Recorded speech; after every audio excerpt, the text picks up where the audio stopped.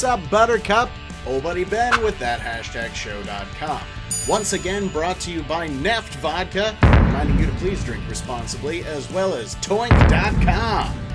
Got another VFX interview coming at you today. This time I talked to Weta's Eric Saindon, who was the VFX supervisor on the epic Arthurian legend indie film, The Green Knight, directed by David Lowery. I got down with Eric talking about the plethora of eye-popping visual effects that are present in this film that would otherwise be regarded as kind of an indie thing. You wouldn't really think of it, but it was pretty cool to watch and pretty cool to talk to Eric. Take a look. Part of what you did with Green Knight was constructing a lot of the backdrops and the environment, and there is a really cool like tradition going back to old Hollywood with the matte painters, you know, the background artists that painted the giant canvas backgrounds that now it's evolved into the digital realm, and you have so much more to be able to work with, but it's still part of this old Hollywood tradition, I think, in my opinion, at least.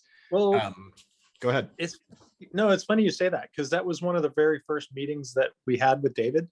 Was he wanted this to feel like a movie that could have been shot anytime in the last 20 years, right? Like he wanted this to feel like the matte paintings could have been done as a glass matte painting. The visual effects were sort of hidden in there, so you didn't even know they existed. Right. Really washed out with atmosphere and washed out with color. And dulled down, and not brilliant saturated things that you see in so many big visual effects movies nowadays.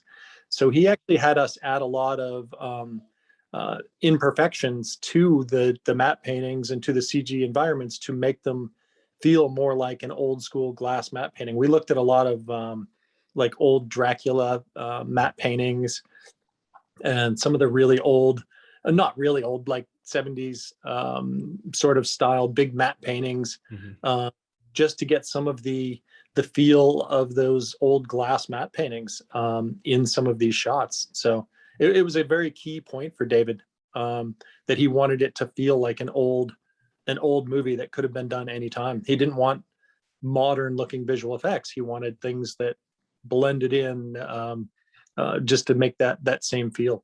You also worked on a couple of different elements. For example, the fox. Can you talk a little bit about the fox? Because that was an interesting character.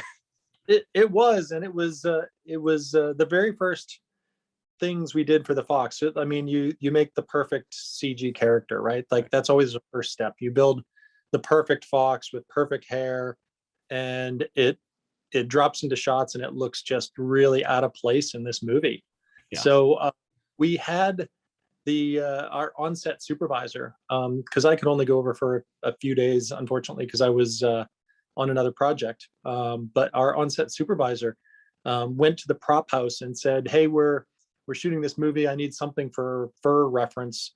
We have a fox in our movie. Do you have anything we can use?" And the prop store actually had a fox back in Ireland that used to come to their dumpster out back of their prop shop and get fed, and it died. And these guys stuffed it. They taxidermied it. But I think they sort of did it on someone that was learning how to do it. So it was a bit creepy, a little bit fallen apart, and not the best job in the world.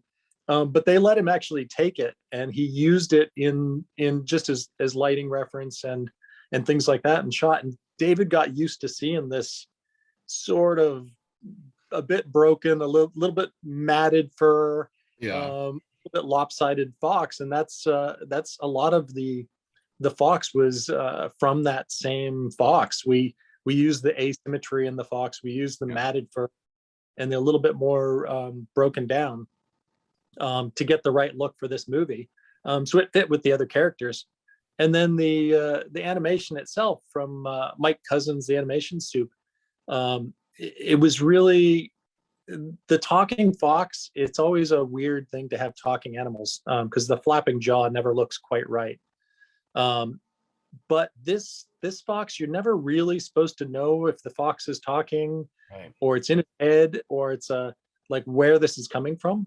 So he really played down the amount of movement in the mouth and in the lips. So it's not big flapping lips and flapping jaw. It's really subtle. So you still, even after you watch it talk, you sort of go, was that the fox, or was it in his head, or David really wanted to play that as part of the whole story. Like, are you seeing the fox talk, or is it just another weird thing that's happening in this movie? When you see a CGI fox on the screen, so often it looks great, but the movements seem kind of unnatural. And one thing I picked out specifically with the fox in this movie is I'm looking at it and I'm like, I'm aware that this has to be a CGI fox, but I can't tell when I look at it, because it's been done so well. And I think part of it is exactly what you were talking about. It was the dumpster fox that had been stuffed and you used for reference because it was so imperfect. Yeah.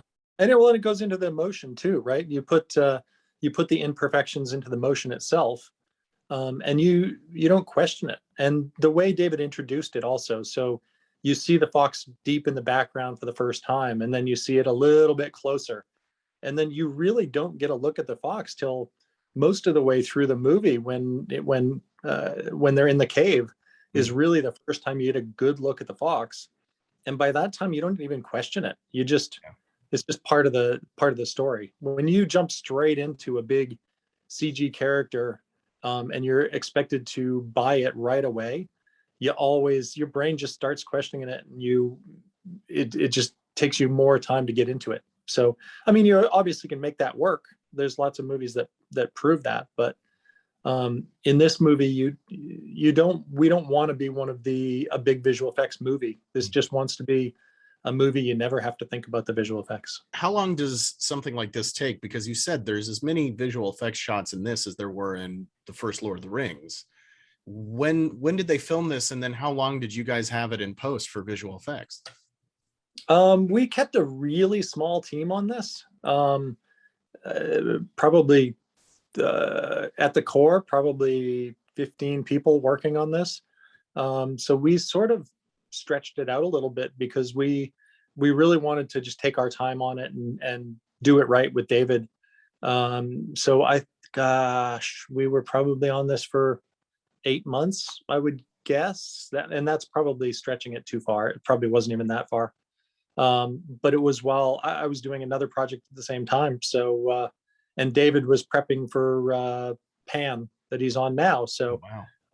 So it was a little bit on the side, but putting as much time into it as we could. So I was actually heading to the airport to go to South by Southwest, and actually had a bag packed, and New Zealand closed the borders as I was heading to the airport. So that's when we were on it last. And then basically David kept working on the film after that. So we gave him some new visual effects after that. Even during lockdown, he had another pass at the movie and changed a few elements and changed the edit slightly. And we actually changed around some visual effects too. So the little bit of a push he did actually added to the movie quite considerably. You also worked on what were some of the other things I was reading about?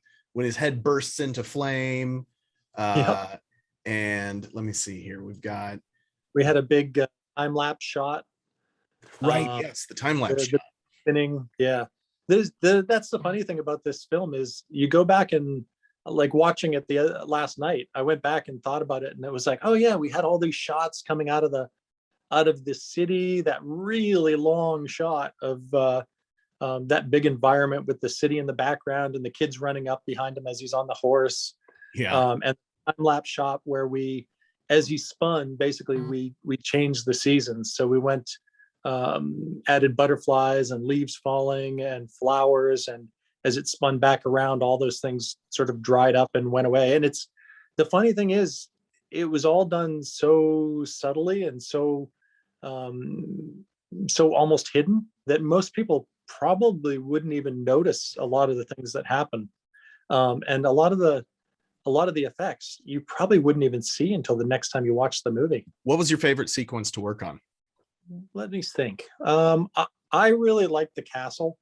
Like, I liked everything in the castle, but that's really because when I was over there, I did a really quick 3-day run around Ireland with the comp supervisor, Simon, and we scanned all the locations. And we got to this castle, Kliewer Castle. I can't even remember the actual name of it.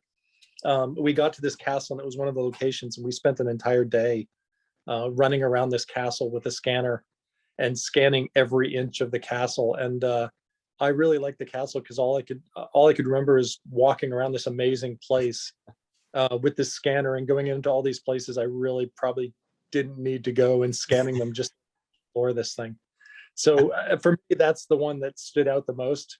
But it's for personal reasons more than anything. Oh, why not? That's what a favorite is. It's your personal favorite. Yeah. Are you working on anything now that you're particularly excited about, or anything that you are able to talk about that's coming up for you, or that you're currently working on? I'm working on Avatar now, but I can't really talk about it. So it's pretty much the answer I get from all the guys from Weta right now. We're working on Avatar. Yeah. Can't tell you anything. Yeah, it's fun. It is fun. But yeah, unfortunately, you have to wait another year to find out. I had a blast talking to Eric. He's such a fun guy. Part of the interview that you didn't see was we talked about being guys who weren't originally from California, moved out here, and then became surfers. So that was a pretty cool little tidbit to find out about him. The Green Knight is in theaters right now. If you haven't had a chance yet, go catch it. It's a lot of fun, but be forewarned, this is not an action movie. It is not, I repeat, an action movie. This is a slow burn drama. The visual effects are very subdued, but they're amazing. So if you like slow burn, long, drawn-out dramas that take their time, then this is a movie for you. I love that kind of thing, so I was pretty cool, I think. That being said, my name is Ben Kliewer. This is that#show.com. And the reason I'm always drinking out of this red cup is because whenever Ben Kliewer shows up, it's always a party.